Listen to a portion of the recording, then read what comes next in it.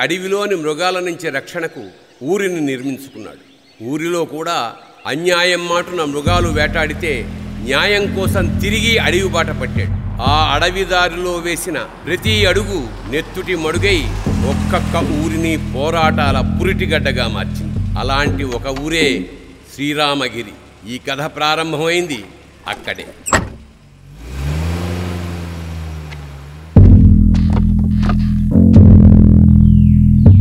सुबह सुबह दिमाग खराब हो गया रा भाई.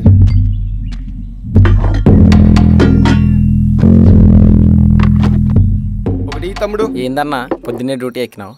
క్రికెట్ సీజన్ కదా తమ్ముడు. ఉదయం 6 గంటలైతే ఫోన్లు మాకీ కనెక్షన్ సరిగా లేదు మాకీ కనెక్షన్ సరిగా లేదు సావా కొడుతున్నారు అనుకో.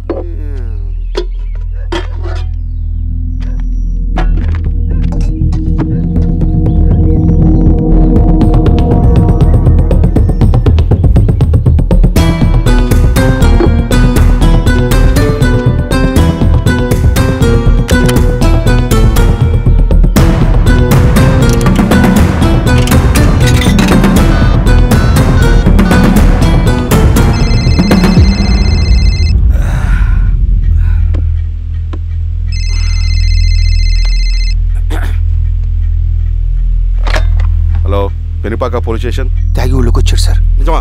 అవును సార్, నా పక్కనే ఉన్నాడు సార్. సరే సరే అరే మాణిక్యం తమ్ముడు. బాబాయ్ బాగున్నావా? బాగున్నా. పెద్దోడు బాగున్నాడా? బాగున్నాడు. అవును బాబాయ్, మన ఊర్లో రైతు కూలీ సమస్య తీరిందా? లేదయ్యా. ఈ సమస్యను మనం త్వరగా తేల్చాలి బాబాయ్. ఏదో ఒకటి త్వరగా తేల్చండి అయ్యా.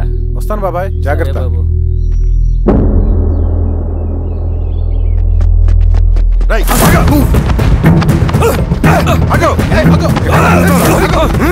సార్ నన్ను వదిలేయండి. మీరు ఎవరిని చూసి ఎవరనుకుంటున్నారో, నేను సోషల్ వర్కర్ని.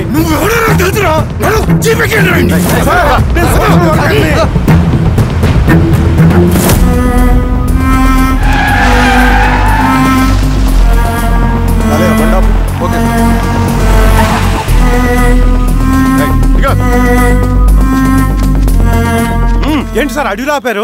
ఏం వీరస్వామి సార్, పోలీస్ స్టేషన్ లోనే ఎంక్వైరీ చేయాలని మన రూల్ ఉందా? అర్థమైంది సార్. రేయ్ తాడుపట్రా. సరే సార్, పదా.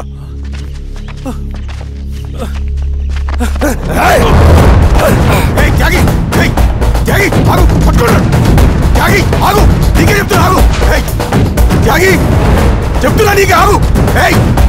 ఆగు.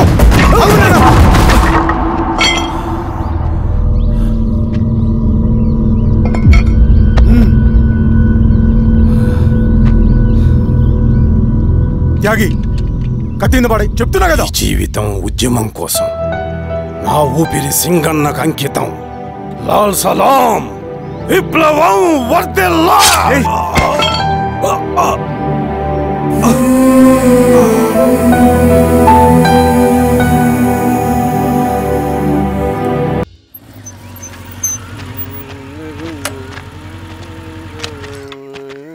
షబీర్ భాయ్, ఏందిరా భాయ్? మా కోనేటి వీధిలో కేబుల్ కనెక్షన్ రావట్లేదు భాయ్.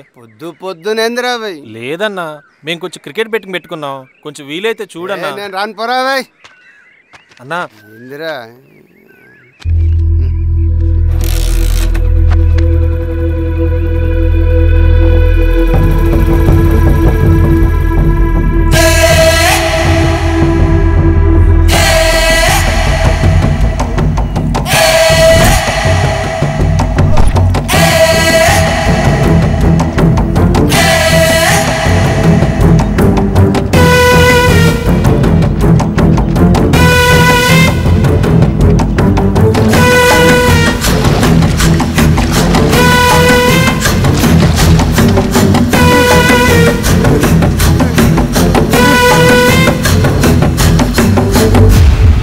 కామ్రేడ్స్,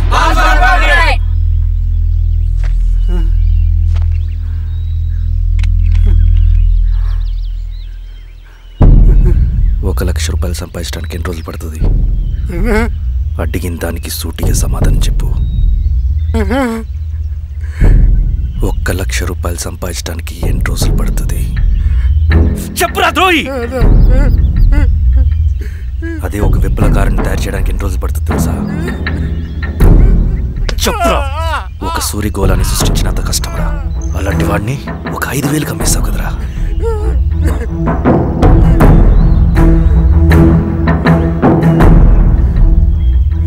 వీడు చేసిన తప్పుకి ఏంటి దండన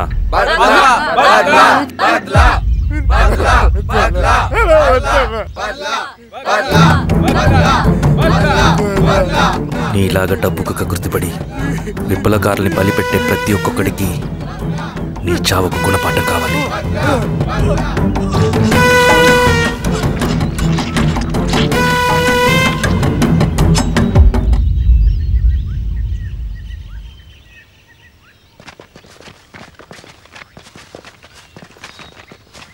త్యాగి స్థానంలో మరొక వ్యక్తిని రిక్రూట్ చేయమని సెంట్రల్ కమిటీ నుంచి మెసేజ్ వచ్చింది ఆ వ్యక్తే మన కళ్ళు చెవులు తగిన వ్యక్తిని రిక్రూట్ చేయాలి అలాగే కామ్రేడ్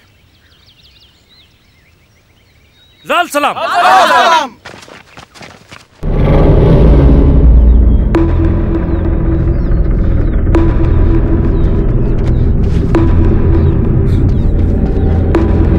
సార్ సార్ సార్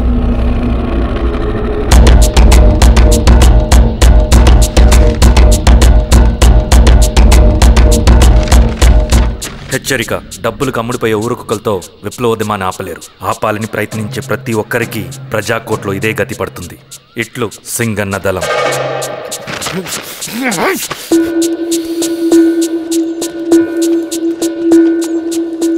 అయ్యా మీకోసం చెన్నారెడ్డి గారు శేషారెడ్డి గారు వచ్చారండి కూర్చోమని చెప్పు సరే అండి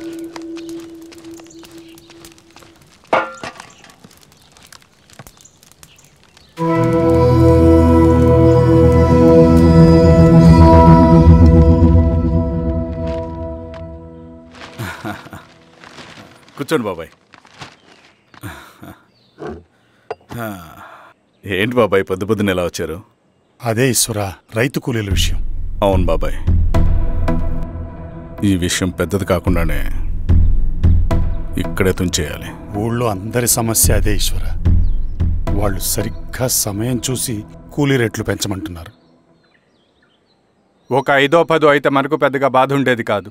ఏకంగా 50 రూపాయలు పెంచమంటున్నారు. ఇక మనకు మిగిలేదేంటన్నా?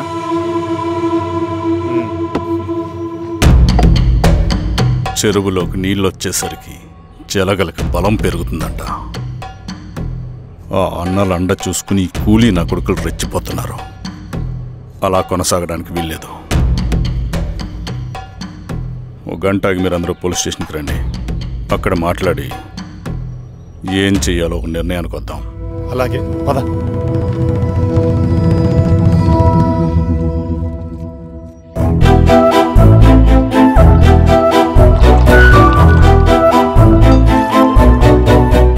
బాబు సార్ స్టేషన్కి ఓ 10 టీలు త్వరగా పంపించు. Okay sir. Okay sir.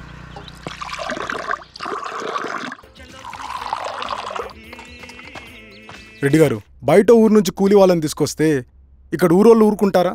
గొడవలకు వస్తారండి. నాకు లా అండ్ ఆర్డర్ ఇష్యూ అవుతుంది. వాళ్ళు గొడవకు దిగితే మేమన్నా వాచమలమా? ఏం చేయాలో మాకు తెలుసు. చుండూరు, కారంచెడు, పదిరికుప్పం, నీరుకొండల్లో ఏం జరిగిందో ఈ ఊర్లో కూడా అదే జరుగుతుంది. మీరు ఇలా ఆవేశపడితే ఎలా రెడ్డి గారు? మీరైనా చెప్పండి ఈశ్వర్ రెడ్డి గారు. ఏం చెప్పమంటావు గిరిధర్? వాళ్ళు ప్రతి సంవత్సరం ఇలా పెంచుకుంటూ పోతూ ఉన్నారు. ఈ సంవత్సరం 50, వచ్చే సంవత్సరం ఎంతని ఎవరికని వాళ్ళు అడిగిందంతా ఇచ్చుకుంటూ పోతూ ఉండాలా మేము? వచ్చే సంవత్సరం పెంచర్లేండి సార్. సరే, అలాగని వాళ్ళని రాసివ్వమని చెప్పండి, అప్పుడు చూద్దాం. వీరస్వామి, ఆ నరసింహ గారిని పిలువు. సార్, నరసింహ గారు సార్ పిలుస్తున్నారు. నమస్తే సార్. నమస్తే, కూర్చోండి. Sir tea. నమస్కారం. నమస్తే సార్ టీ. అందరికీ చూడండి నరసింహ గారు, మీరు అడిగింది ఇవ్వటానికి వాళ్ళు సిద్ధంగా ఉన్నారు. కానీ వచ్చే సంవత్సరం మీరు కూలీల రేటు పెంచబోమని హామీ ఇవ్వాలి. వచ్చే సంవత్సరం మిగిలిన వస్తువుల ధరలు పెరగవని మీరు హామీ ఇవ్వండి, అలాగే మేము ఇస్తాం. మేము అడిగింది మీ చేతిలో ఉంది, మీరు అడిగింది మాత్రం మా చేతిలో లేదు. వాళ్ళ చేతిలో ఉంది సార్, అంతా అన్నల చేతిలో ఉంది. సార్, వాళ్ళెవరో మాకు తెలియదు. మేమెవరి చేతుల్లో కీలువమనం కాదు. ఇది మా రైతు కూలీలందరం కలిసి సమిష్టిగా తీసుకున్న నిర్ణయం. చిన్న చిన్న అవసరాలకు అప్పులు తీసుకున్న పాపానికి మా భూముల్ని బలవంతంగా గుంజుకుని మా పొలాల్లో మమ్మల్నే కూలీలుగా మార్చారు వీళ్ళు. భూమి మాది, పని చేసేది మేము, పండించేది కూడా మేమే. అవన్నీ మీ పార్టీ మీటింగ్లో చెప్పుకోండి, వింటారు. కూలీ డబ్బులు ఇవ్వడం దయాధర్మం కాదు, మీకు తోచినంత ఇవ్వడానికి అది మా హక్కు. మేము అడిగింది న్యాయబద్ధంగా ఇవ్వకపోతే మీ పొలాల్లో ఒక గింజ కూడా రాలదు. పండిన పంటనంతా కాకులకి గద్దలకి వేసుకోవాల్సి వస్తుంది. ఇక దీని మీద చర్చ అనవసరం. వస్తాం. నరసింహులు గారు కొంచెం ఆగండి సార్. మీరేనా కొంచెం చెప్పండి సార్. కొవ్వెక్కిన ఎండ్రకాయ కన్నంలో ఇరుక్కుందంట. దాన్ని బయటికి ఎలా తీయాలో, కోసి కూర ఎలా వండుకోవాలో మాకు బాగా తెలుసు. పదండి బాబాయ్.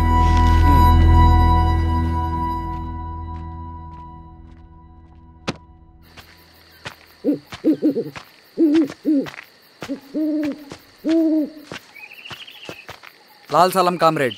లాల్ సలాం. ఇంత పొద్దున లేచారంటన్నా? విప్లవకారుల జీవితాలు ఇంతే కదా రవి. 15 ఏళ్ళుగా ఇదే జీవితమే కదా బతుకుతున్నాను. ఎటువైపు నుంచి ఎవడొచ్చి అటాక్ చేస్తాడో తెలీదు. పరిగెడుతూనే ఉండాలి. ఈ అడవిలో కడుపు నిండా తిండి, కంటి నిండా నిద్ర కూడా ఉండదు. ఒక్కొక్కసారి తాగడానికి చుక్క నీరు కూడా దొరకదు. 2 పుస్తకాలు, ఒక కిట్ బ్యాగ్, అందులో 2 జతలు, ఒకటి ఒంటి మీద, ఇంకోటి దండం మీద. ఇవే మనకున్న ఆస్తి. ఒక్కొక్కసారి ఇవి కూడా ఉండవు.